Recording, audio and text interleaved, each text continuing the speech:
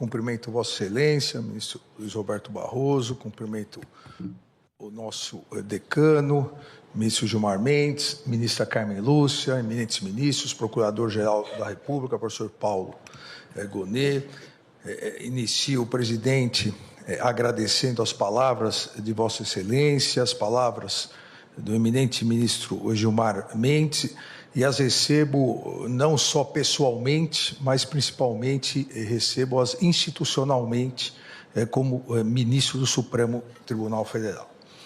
Presidente, temos visto recentemente as ações de diversos brasileiros que estão sendo ou processados pela Procuradoria-Geral da República ou investigados pela Polícia Federal.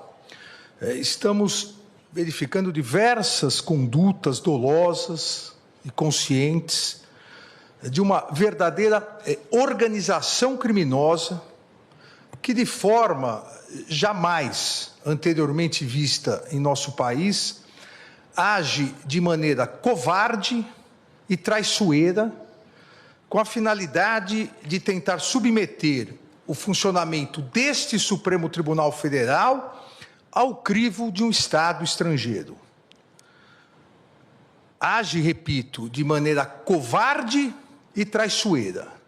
Covarde porque esses brasileiros pseudo-patriotas encontram-se foragidos e escondidos fora do território nacional. Não tiveram coragem de continuar no território nacional. E traiçoeira essas condutas porque atuam por meio de atos hostis, mentirosos, derivados de negociações espúrias e criminosas, com a patente finalidade de obstrução à justiça e a clara, flagrante finalidade de coagir essa corte no julgamento da ação penal 2668, ação penal do núcleo crucial da tentativa de golpe de Estado do dia 8 de janeiro. Gerando, presidente, ministra, ministros, gerando com essa maneira covarde e traiçoeira de atuar, gerando reflexos nocivos à economia e à sociedade brasileira.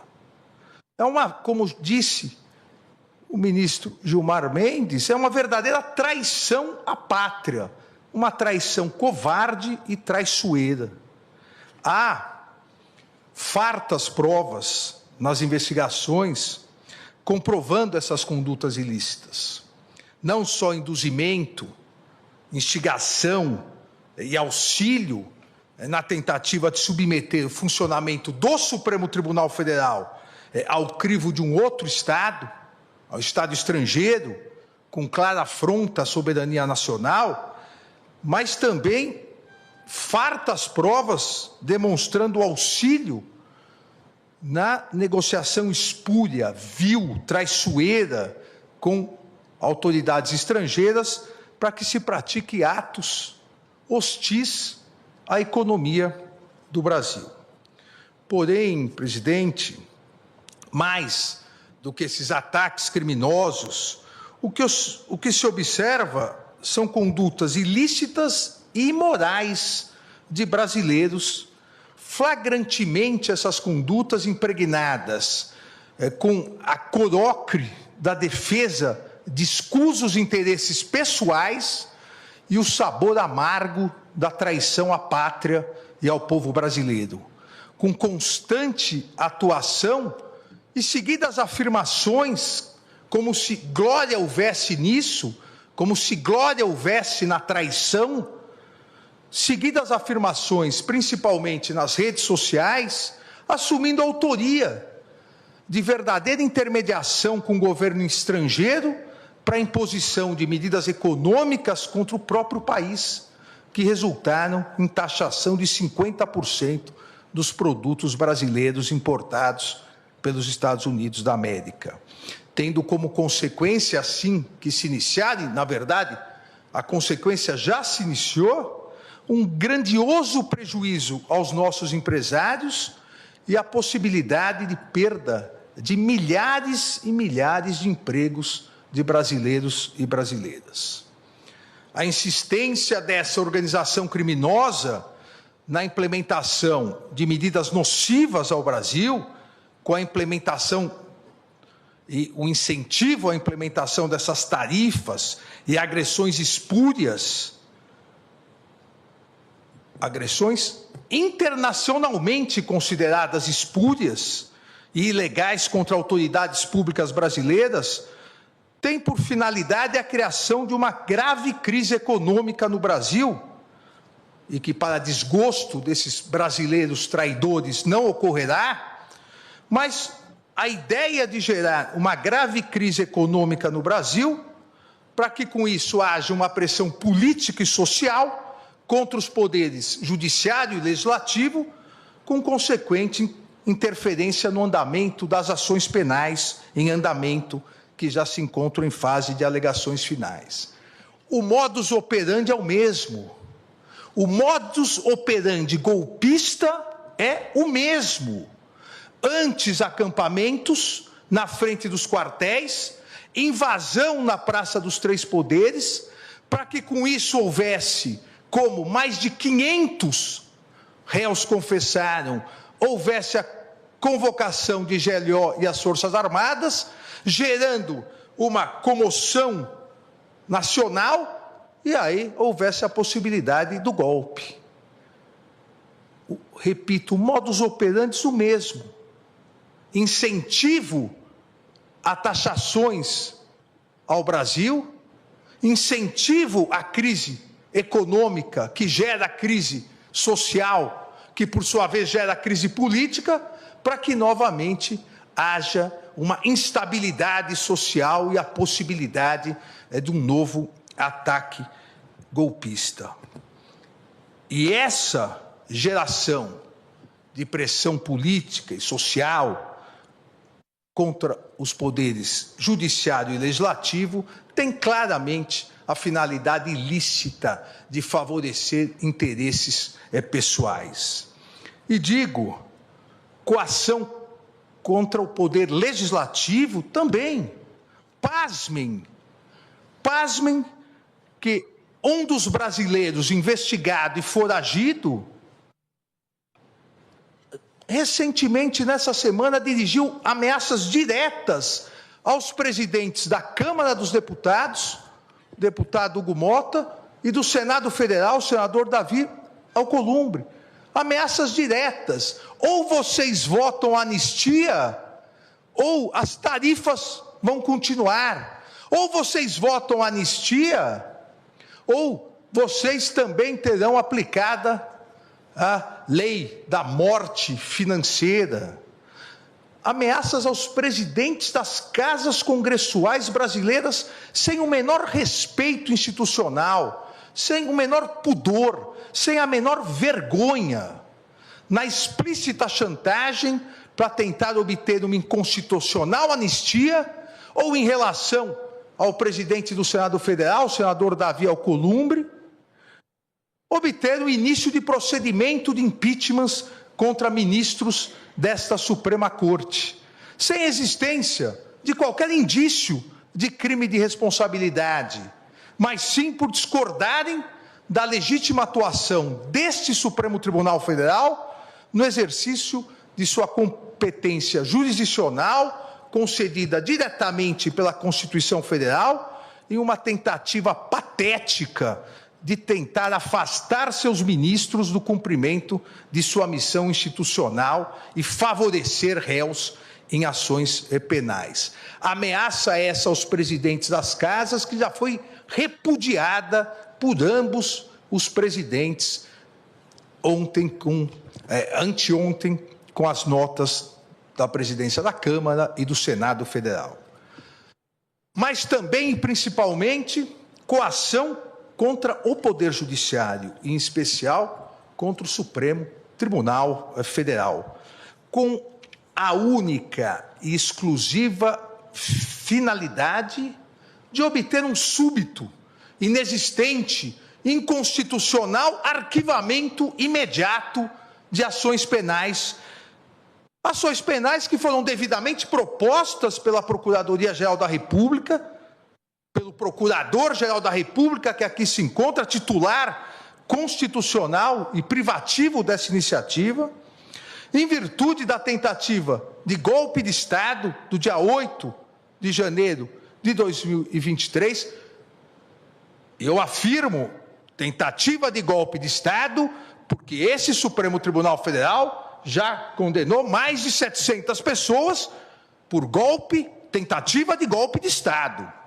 Então, há ainda ações penais em andamento, propostas devidamente pelo Procurador-Geral da República, que tem total autonomia e independência constitucional, derivadas de investigações da Polícia Federal e cujos atos processuais vêm sendo realizados dentro do devido processo legal, rigorosamente observado pelo Supremo Tribunal Federal, com a participação, fiscalização e acompanhamento tanto do Procurador-Geral da República, como por 96 advogados.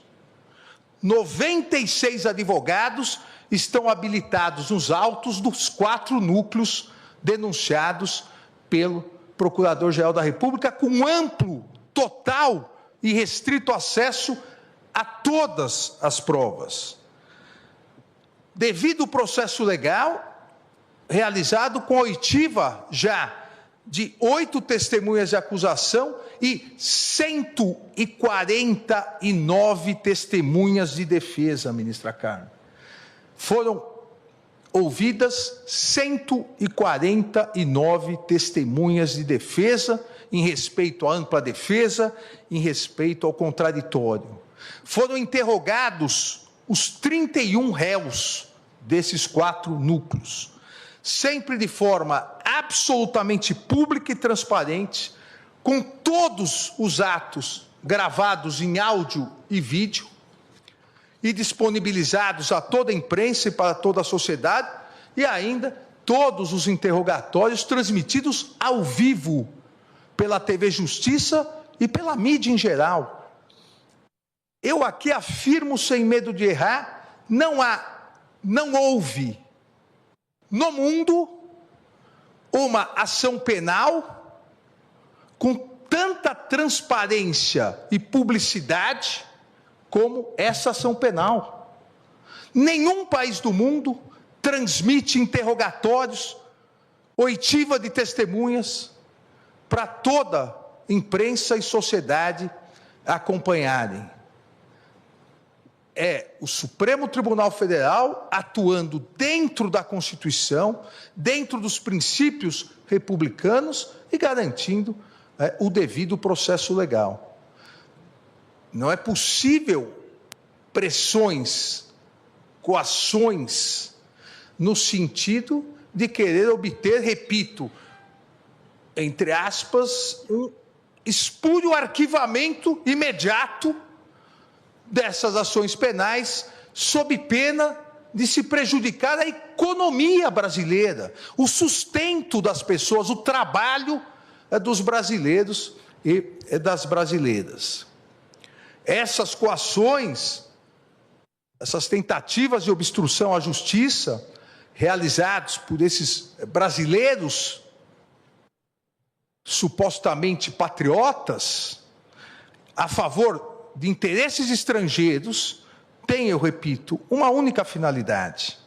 A finalidade de substituir o devido processo legal, com a ampla participação do Ministério Público, repito, de 96 advogados constituídos, com acompanhamento da mídia, com acompanhamento da sociedade, substituir o devido processo legal, a análise justa e imparcial das denúncias oferecidas, substituir por um tirânico arquivamento para beneficiar determinadas pessoas que se acham acima da Constituição, acima da lei, acima das instituições.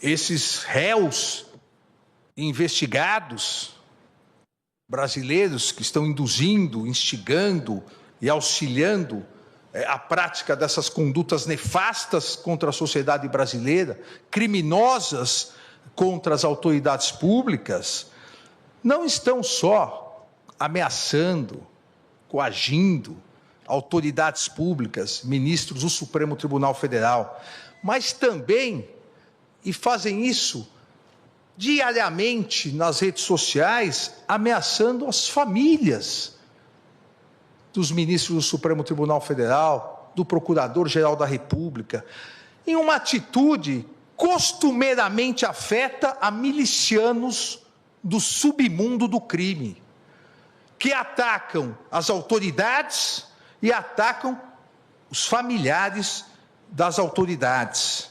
Essas condutas dessa organização criminosa, essas condutas caracterizam claros e expressos atos executórios de traição ao Brasil e flagrantes confissões da prática dos atos criminosos, em especial dos crimes de coação no curso do processo, obstrução de investigação de infração penal que envolva organização criminosa e, principalmente, atentado à soberania nacional.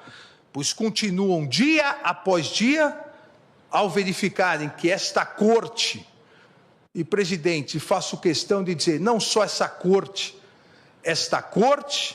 a Procuradoria-Geral da República e a Polícia Federal não se vergarão a essas ameaças. Em virtude disso, dia após dia, esses brasileiros traidores da pátria continuam a incentivar, instigar, auxiliar a prática de atividades e atos hostis ao Brasil. A ousadia criminosa parece não ter limites, com as diversas e contínuas postagens em redes sociais e declarações na imprensa, declarações atentatórias à soberania nacional, à independência do Congresso Nacional e à independência do poder judiciário. Repita-se, não só como citei anteriormente, com as recentes ameaças aos presidentes Hugo Motta e Davi Alcolumbre, da Câmara e do Senado Federal, com a ameaça de aplicação de um possível mal futuro à lei Magnitsky, como a minha aplicada, caso eles não façam o que se exige, o que essa organização miliciana exige. Mas, da mesma forma, essas ameaças covardes, infrutíferas, também continuam sendo dirigidas a membros desta corte. Esta semana, dirigidas ao eminente ministro-presidente Luiz Roberto Barroso, ao nosso decano, o ministro Gilmar Mendes, ao ministro Cristiano Zanin, mas mais grave, patético desses traidores, também de viva voz, áudio e vídeo, ameaças às esposas e familiares, citando nominalmente as esposas do ministro Gilmar, do ministro Cristiano Zanin, demonstrando não existir limites para a ousadia e covardia dessa organização criminosa, que será, como bem disse o ministro Gilmar Mendes, será responsabilizada, será integralmente responsabilizada. E na mais característica criminosa dessa verdadeira organização miliciana, ao fazerem as postagens, dizem, ainda há tempo, caso você aceite a torpe coação. Acham que estão lidando com pessoas da laia deles, acham que estão lidando também com milicianos, mas não estão. Estão lidando com ministros da Suprema Corte Brasileira.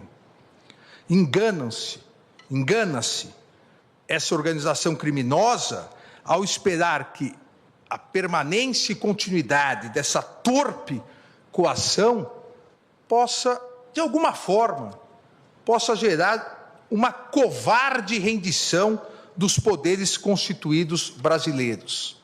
Engana-se essa organização criminosa miliciana e aqueles brasileiros escondidos e foragidos em território nacional, do território nacional, enganam-se em esperar fraqueza institucional ou debilidade democrática. As instituições brasileiras são fortes e sólidas, e seus integrantes, principalmente aqui no Supremo Tribunal Federal, os integrantes foram forjados no mais puro espírito democrático da Constituição de 1988. Coragem institucional e defesa à soberania nacional fazem parte do universo republicano desta Suprema Corte, que não aceitará coações, obstruções ou tentativas de novos golpes de Estado, como ocorrido em 8 de janeiro de 2023. Recentemente, citei o imortal Machado de Assis, ao proclamar que a soberania nacional é a coisa mais bela do mundo, com a condição de ser soberania e de ser nacional. A soberania nacional, digo eu agora, a soberania nacional não pode, não deve e jamais será vilipendiada, negociada ou extorquida, pois é um dos fundamentos da República Federativa do Brasil, expressamente previsto no inciso 1º do artigo 1º da Constituição Federal. O Supremo Tribunal Federal sempre será absolutamente inflexível na defesa da soberania nacional e em seu compromisso com a democracia, os direitos fundamentais e o Estado de Direito. No seu compromisso com a independência do Poder Judiciário e os princípios constitucionais brasileiros. Eu vi na mídia que, na quarta-feira, o eminente ministro Flávio Dino, numa cerimônia no Maranhão, rememorou Hamilton, um dos federalistas, junto com Jay e Madison, e disse da dificuldade que os juristas norte-americanos devem estar. Eu complemento aqui citando Abraham Lincoln, também advogado, Abraham Lincoln, 16º presidente dos Estados Unidos, responsável pela manutenção da união dos Estados Unidos e pela proclamação da emancipação, que afirmava: os princípios mais importantes podem e devem ser inflexíveis. A independência judicial é um desses princípios que não só pode, não só deve, mas também será inflexível e defendido por esse Supremo Tribunal Federal. A independência judicial, ela não é um direito do magistrado. A independência judicial, ela constitui um direito fundamental dos cidadãos, que têm o direito a uma tutela judicial efetiva, ao processo e julgamento por um tribunal independente e imparcial, pois não se consegue, em lugar nenhum do mundo, não se consegue conceituar um verdadeiro Estado democrático de direito sem a existência de um poder judiciário autônomo para que exerça sua função de guardião da Constituição e das leis. Isso é um princípio inflexível. É um princípio inflexível da Constituição brasileira, a independência do Poder Judiciário em defesa da Constituição brasileira. E a história desse Supremo Tribunal Federal demonstra que jamais faltou e jamais faltará coragem aos seus membros para repudiar as agressões contra os inimigos da soberania nacional, inimigos da democracia e inimigos do Estado de Direito. Um país soberano como o Brasil sempre saberá defender a sua democracia e soberania. E o Poder Judiciário não permitirá qualquer tentativa de submeter o funcionamento do Supremo Tribunal Federal ao crivo de outro Estado, por meio de atos hostis, derivados de negociações espúrias e criminosas de agentes e políticos brasileiros, foragidos com o Estado estrangeiro, com patente obstrução à justiça e clara, flagrante finalidade de coagir essa Suprema Corte no julgamento da ação penal 2668, para criar, e esta grande finalidade, para criar verdadeira impunidade penal e impedir a análise pelo Poder Judiciário, repito, por meio do devido processo legal, de uma imputação criminal feita pela Procuradoria-Geral da República.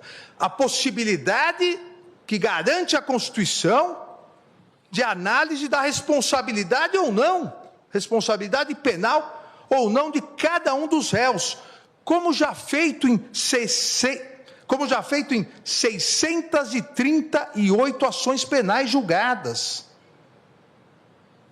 E essa ação penal pretende ter um súbito arquivamento.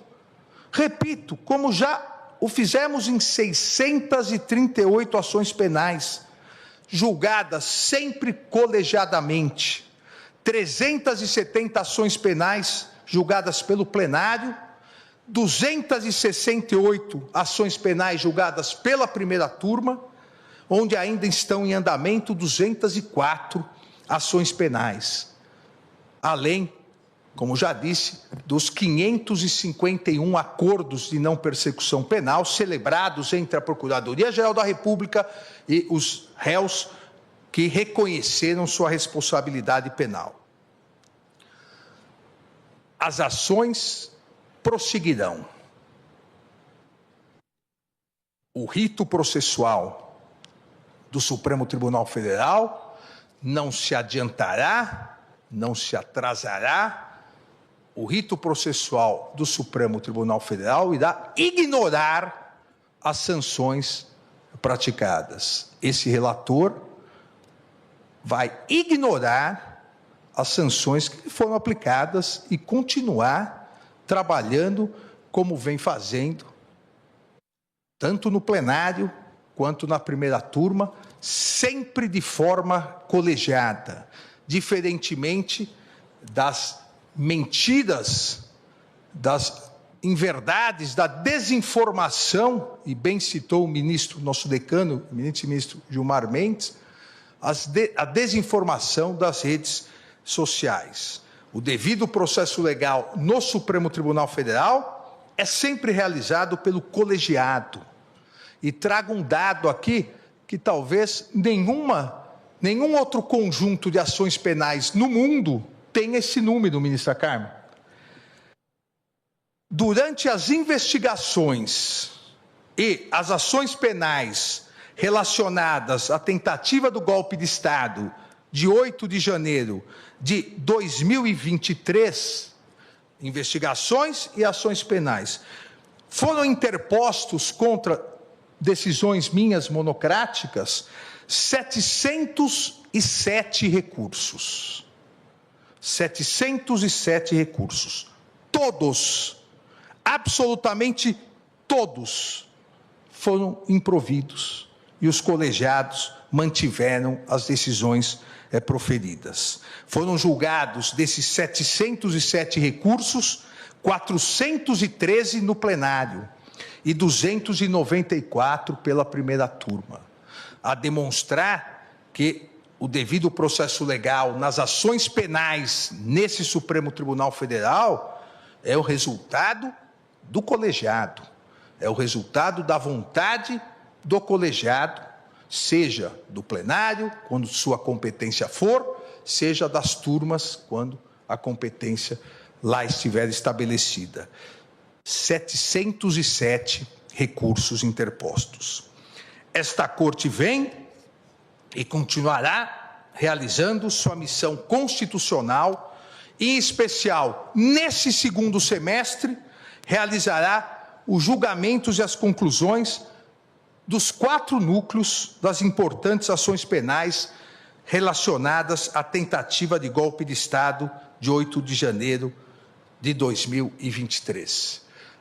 Os 4 núcleos tiveram encerradas as suas instruções, ouvidas suas testemunhas, um deles já quase em fase final de alegações finais, Os outros iniciarão a fase das alegações finais e ainda esse semestre, obviamente, pedindo pauta ao eminente presidente da turma, ministro Cristiano Zanin, nós julgaremos todos os responsáveis, absolvendo aqueles onde não houver prova de responsabilidade, condenando aqueles onde houver prova, mas julgando, exercendo a nossa função jurisdicional e não nos acovardando em virtude de ameaças, seja daqui ou de qualquer outro lugar. O Supremo Tribunal Federal continuará a exercer seu papel de guardião da Constituição, continuará exercendo o seu papel nas ações penais para que dê uma resposta final a toda a sociedade brasileira sobre quem realmente foi ou quais foram os responsáveis pela tentativa de golpe, dentro do devido processo legal, do respeito à ampla defesa, do contraditório, inadmitindo qualquer ingerência interna ou externa na independência do Poder Judiciário, com serenidade, competência e coragem. Obrigado, presidente.